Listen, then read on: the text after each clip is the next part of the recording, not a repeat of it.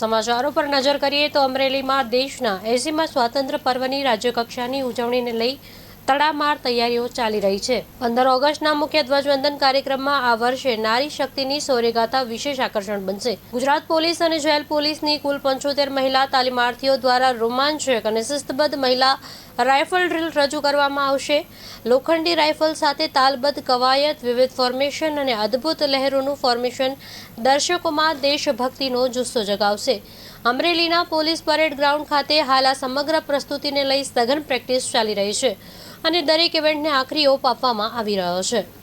કઈ રીતે આખી તૈયારી, કેટલો સમય, કેટલા વિદ્યાર્થીઓ, આખી વાત કરજો। તમારું નામ? મારું નામ વિજયસિંહ અમરસિંહ પરમાર।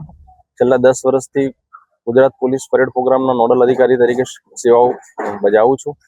આ વખતે 80મા સ્વાતંત્ર્ય પર્વ નિમિત્તે અમરેલીના આંગણે નારી શક્તિનું તાદસ ઉદાહરણ રજૂ કરવા માટે ગુજરાત પોલીસ અને જેલ પોલીસની મહિલાઓ દ્વારા 75 જેટલી મહિલાઓ દ્વારા રાઇફલ ડ્રીલ, વુમન રાઇફલ ડ્રીલની અદ્ભુત પ્રસ્તુતિ થવા જઈ રહી છે। તેની અંદર તેઓ અલગ અલગ ફોર્મેશનમાં કામગીરી કરશે અને ઉપરાંત બહુ ખૂબ જ સ્પીડથી અલગ અલગ પ્રતિકૃતિઓ બનાવશે અને એમનું ચપળતા અને ઝડપ આની અંદર દેખાશે।